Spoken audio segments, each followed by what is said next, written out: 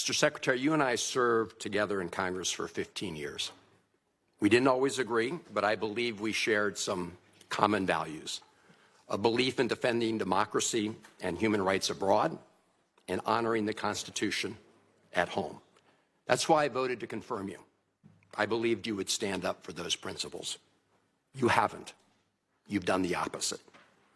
And you used to speak with conviction about the importance of foreign aid as a tool to advance American values and interests. Then you stood by while Elon Musk took a chainsaw to USAID and other assistance programs. That has left a staggering toll: broken trust with countries, openings for China and other adversaries, and countless preventable deaths of children and others. Take Sudan, for example. The freezing of U.S. humanitarian assistance forced the closure of nearly 80% of the emergency food kitchens there. 2 million famine-affected people were left without access to food. People died because of those actions: mothers, fathers, and children. Tons of emergency food that could have saved their lives was left rotting in warehouses because you and Elon Musk refused to let USAID do its job. Sudan is a country, by the administration's own determination, a genocide is unfolding in Darfur. But here's where it goes from cruel to despicable. While cutting off food aid to Sudanese families living through an actual genocide, you're fast-tracking white South Africans for refugee status under a manufactured claim that they are the victims of genocide.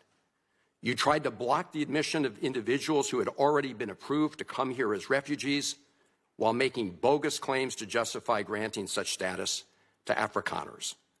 You've made a mockery of our country's refugee process, turning it into a system of global apartheid where political ideology and race, more than truth or need, matter.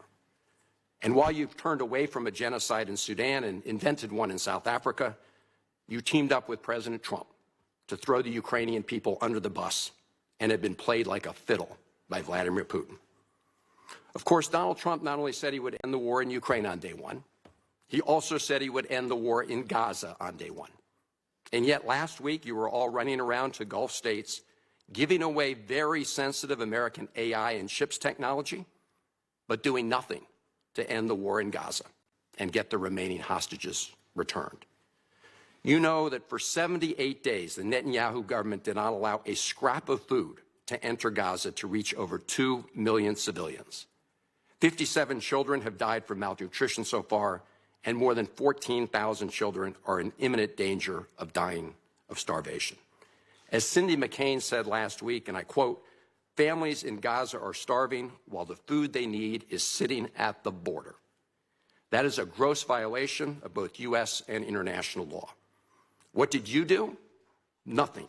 Not once did you publicly call upon the Netanyahu government to end the blockade. Fortunately, other countries spoke out, and now we see a tiny trickle going in. Where have you focused your energy instead, Mr. Secretary? Well, your first trip as Secretary of State was to El Salvador, not to promote democracy, but to cozy up to President Bukele, who calls himself the world's coolest dictator.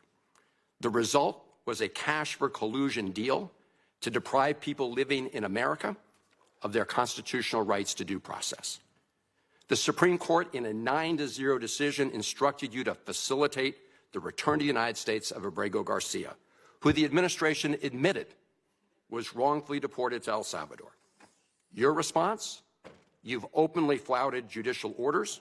When asked whether you have been in touch with El Salvador to return Abrego Garcia, you boasted, quote, "I would never tell you that. And you know who else I would never tell? A judge." Clearly, you don't care about the Fifth Amendment right to due process, and you don't care about the First Amendment either, since you've been very busy snatching students off of college campuses for exercising their right to free speech. You dredged up a relic from the McCarthy era to claim that student protesters posed a threat to the foreign policy of the United States. Give me a break, Mr. Secretary. You know as well as I do this isn't about national security. It's about punishing free speech. And you know that in America, the government doesn't get to use its power to punish speech it doesn't like. Yet in March, you boasted about revoking student visas, saying, and I'm quoting, "We do it every day. Every time I find one of these lunatics, I take away their visa," unquote. Let's look at one of those lunatics, Mr. Secretary, Ms. Ozturk. Her crime was co-authoring an op-ed in her college paper critical of Tufts University's response to the war in Gaza. Your own department found zero links to terrorism, no anti-Semitic statements, but you still yanked her visa and shipped her off to detention in Louisiana. And the list goes on and on. The federal judge in the case of Mohsen Madawi, who is the Columbia student who was ambushed by federal agents at his citizenship appointment, said, and I quote, this is the judge, "Legal residents not charged with crimes or misconduct are being arrested and threatened with deportation for stating their views on the political issues of the day. Our nation has seen times like this before, especially during the Red Scare and Palmer raids. Like the McCarthy-era witch hunts of the 1950s, your campaign of fear and repression is eating away at foundational values of our democracy. Back then, it took one voice, Attorney Joseph Welch, to cut through the hysteria with the simple question that marked the beginning of the end of that shameful era. He asked Senator McCarthy, have you no sense of decency? And I would ask you the same, Secretary Rubio. But you have shown, through your words and your actions, what the answer is. And I have to tell you directly and personally that I regret voting for you for Secretary of State. I yield back.